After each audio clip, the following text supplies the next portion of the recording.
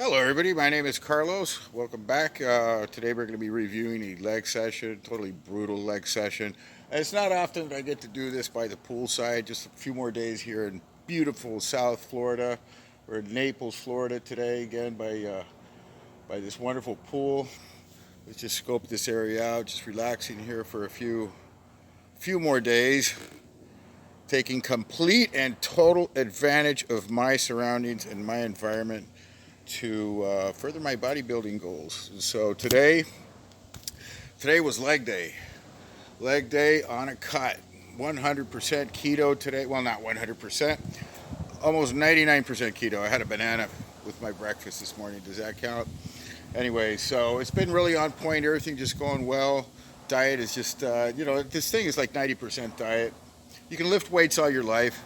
You can really hit it, get really strong, and have very little to show for it except your lifts. Like, you won't really look muscular unless you focus on your intake. If you don't do it, you can spin your wheels for years, guys. Why spin your wheels? Learn about calorie deficits, learn about macros, learn about what you need as far as protein intake, carbohydrate intake, and fat and all of that. Learn it. Learn it. It is your ticket to getting better. So, having said that, let's go over the leg session today.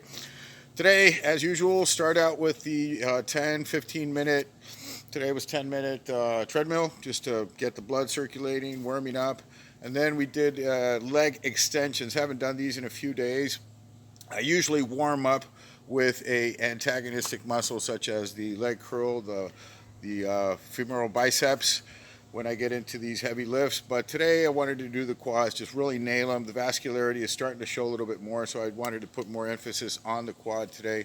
Did 6 sets of the leg extension and just really focusing on the visuality of it, right? Just, not so much the weight, although it's challenging for 10, 12 reps, and just really focusing on getting the drawing of it. Like, I'm looking at it as if I was painting the thing, just visualizing the thing on each and every rep, which means doing it slow, contracting, holding the top contraction for a split second or for a few seconds, depending on the rep, and just working that sucker until it visually looks the part. After that, did the the lunges, walking lunges. Started out with body weight walking lunges. This is like the most amazing exercise if done properly. 25 steps on each side, and legs were absolutely pumped with just that one set.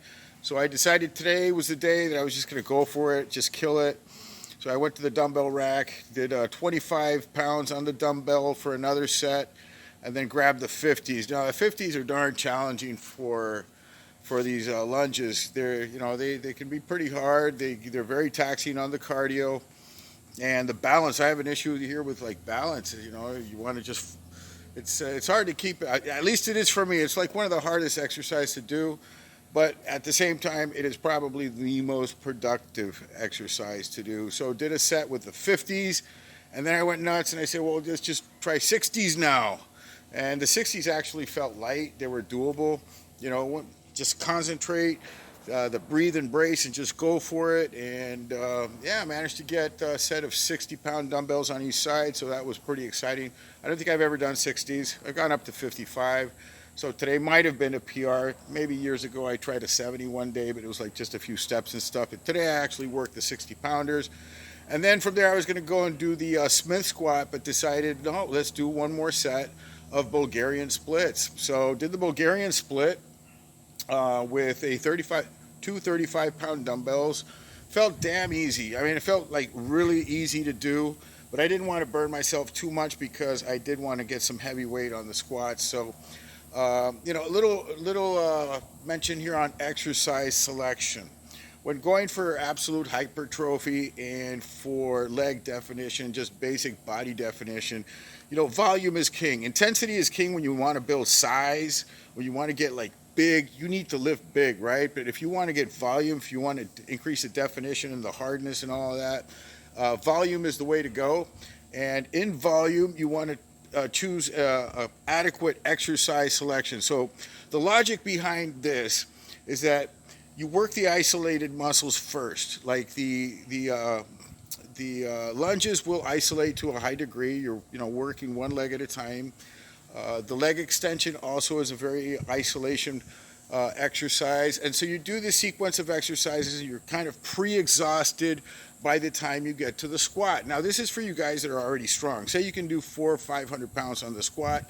You leave these things for last now, because then you can really apply all your gasoline with about 60%, 70% of your 1 rep max to work the entire range of muscles. So after doing the leg extensions, the lunges with dumbbells, the Bulgarian splits, now we go into our meat and potatoes exercise, which would be the Smith squat. Now here, just warmed up with 1 plate, try to get our range, foot placing and everything, width, breathe and brace, nice and easy, cool. 2 plates, same thing, now it's working. Now feel the leg, feel the hip, everything in place. The mind-muscle connection working here. It's not just power. You really want to get the mind-muscle connection. And then we threw on 3 plates. It was pretty challenging. I didn't even get reps. I got like 2 reps, so I decided to do another set and got 3. But even with that very minimal amount of work on the Smith machine with those 3 plates, what can I say? I mean, it was very taxing. It was very productive. I felt the legs, incredibly pumped after just those few reps. I really focused. Some guys might laugh at that. You got to do at least 8, 10, 12 reps to get a benefit. That's just not so. If this is an accumulated, sequence of work, you're doing these other exercises. You go to this exercise, and now you hit your heavy sets. Those reps are dynamite, man. I mean, those few reps did it for me. Then I went to the leg press. There, that's where I had to put in all my energy and focus to get through the workout. Started off with 3 plates, got up to 4, quick jump up to 6, which was my top set last week. And, by this time your CNS is primed. Your adrenaline is going. You're deep into the workout. You're not that fresh, but still you got a lot of energy. The muscle is ready to go. So the 6 plates felt kind of easy. Like I could have just kept on going for reps, but I wanted to do 1 more plate because last week I said, let's get up to 7 plates and work it there. And I had a feeling. I don't want to get hurt. And so before doing that 1 set, I just prayed to God. I said, don't let me get hurt. I don't want to, rip off my adductor or tear a quad or something like that. And so, with great trepidation and a little bit of caution, I got under the press. And, yep, I went down, and it felt a little bite right there in the adductor. It felt, man, if I would have let go, I would have torn the thing with 7 plates. But it didn't happen. I caught myself just in the nick of time. And so I that was it. Just that 1 rep, 7 plates, went down to depth. It was okay. I know to some people that might seem ridiculously low, but it did work. It does absolutely work in certain contexts. Like if you're trying to build progressions and stuff, 1 rep's just not going to do it. But in this scenario, it's not really 1 rep. It's another rep on a long series of exercises that you're already doing. And so it's just totally productive. Now from there I had to massage myself a little bit. It was like, damn, I almost got hurt there. So what are we gonna do? So I went to the adductor machine, that one that only ladies use, right? But did the adductor, put on 55 pounds and just did a nice stretch, super slow, just squeezing the adductors.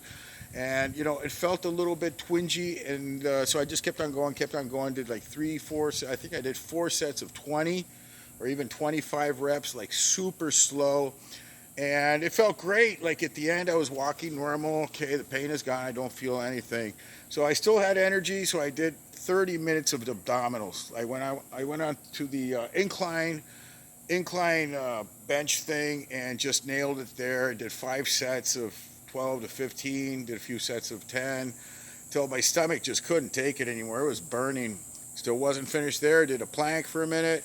And then did my other 5 sets of leg raises, completely laying down horizontal leg raises, nice and slow, and did 2 sets of clusters, which I didn't manage to get those on the video. I thought they were being filmed.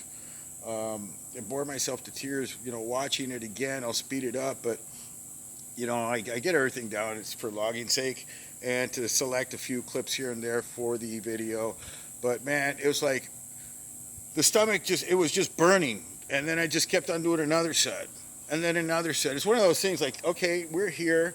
There's no time constraint. I have plenty of time. So what do? Do another set. Do another set. Is it overtraining? What is overtraining? I ask you guys, what is overtraining? I'll tell you what overtraining is. Overtraining is doing so much work that you cannot progress next time. That next time you go into the gym, you do less work, less weight because you're too tired. You've trained too much that previously, so you're not making any progress. Here, since we're not doing progressive resistance and we're just trying to get in more volume and more blood and more contraction, more accumulated work into the muscle, you can't really overtrain the muscle per se. Like, of course, if I went in tomorrow and tried to do another ab session like that, it wouldn't work. But I usually don't do, two muscles, the same muscle 2 consecutive days. So it's all good. Like some days you can just let loose and do it until you just can't do it anymore. I remember Frank Zane back in the day, back in the 70s, he would do like 1 hour of abs straight through, 1 hour circuit. It'd be 50 reps here, 25 reps here, another 5 sets here. Then you go over there on that machine and do more sets over there. And the whole circuit for an hour is just abdominal training. And of course, he had one of the best physiques back in his day. Today it's different, but look, the human body is the same. If you want to get a certain way, you can just work it. Like just work it. The human body has an amazing capacity for work. And sure, like if you're short on time, you don't have your goals, or you have different goals. 1 hour workouts, 45-minute workouts, they're great. But who's to say that working all day, doesn't work either? As long as your nutrition's on point and you're doing everything, you're resting okay, you can go in and do like 3-hour sessions, occasionally, sometimes. They'll work also. They'll build up the capacity to do that. Because if you only do 1 hour workouts, the day you have to work for 2 or 3 hours, you'll be dead. You don't have the capacity. You're not fit to do it. You're not fit to do that. You're not equipped to do that, right? And so every once in a while, it's good to be able to do that so you can level up your game as far as, stamina and stuff goes. Not losing any strength. I put on more weight on the bar today. I did as much weight as I always do. So it's a fallacy when you say, well, if you train this way, you're going to lose. But it depends on the periodization that you're in. I see some guys, they don't know anything about periodization. They just train the same way every time all their lives. I do my rope pull downs like this. I do the bench press like this. This is how I train. I always go and do 4 sets, and I do this how many reps. And this is, I always train that way. It's worked for me, and this is how I train. You're leaving a lot on the table, and you don't really understand how to maximize your potential, or you have not been exposed to other systems of training. Perhaps you're not interested in power training, but truth be told, if you get stronger, you'll be able to do more reps with your standard stuff. Say your bench press, your limit is 2 plates, or 2 plates into 10 pounds. That's like your max. You take a period of time to build up your strength, and now you're benching 300. You're benching 3 plates. Then you come down to those 2 plates, which were very hard for you to do, and you just rep out. Now you can do not just 1 set of 10 or 12, now you're doing 5 sets of 12. Don't you think that's going to build better muscle than if those 2 plates were your max and you're struggling with that? Of course it's going to build better muscle. So the stronger you are, the more capacity you have to do repetitions and build hypertrophy. That's just the way it is. You can't get around it. I see so many systems trying to get around the fact that you have to lift heavy weights. You can get strong, you can get big without lifting heavy weights. I understand the deal of not being injured, trying to avoid injury and all of this. But you have to be truthful also. That does not mean that heavy weights is not the best way to build muscle. It's the most effective way to build muscle is by lifting heavy weights and building power and strength. You'll look the part too. There's a look that can't be, you can't fool Mother Nature, It's not the same benching 2 plates as 400. The guy who bench presses 400 is going to be, a lot bigger than you. His muscle is going to be more massive, Doesn't mean that you can't build muscle with 2 plates. Nobody's saying that. But it is a bit of a cop-out when people only look for that system of training and just they do everything they can to avoid anything that's heavy. Again, if you're dealing with injuries, if you're trying to sidestep some issues, well, of course, you have to deal with these contingencies, but deal with truth. Speak truthfully to yourself. Say, If I could do that, that would be the best way. But I am limited. I have a limitation. Therefore, I cannot do that. But don't say, that doesn't work. This is what works. Lifting, pumping light weights, that's the way to go because, I read it on the internet and, somebody's reaffirming my bias. It's not that way. You got to lift heavy. You don't have to lift heavy, but if you want to get that big, you have to. That's just the way it is. Anyway, so I'll leave you guys with that thought there. What else did we do today? That was it. Just legs and abs. And that was pretty much it. Very long workout, almost 2.5 hours. It was great. So now we're soaking up the pool here by by poolside today, and just getting some protein in for the rest of the day, taking advantage before I get back to my normal life, normal vacation in the shade, back at home. Anyways, I love you all. God bless you all, and till next time.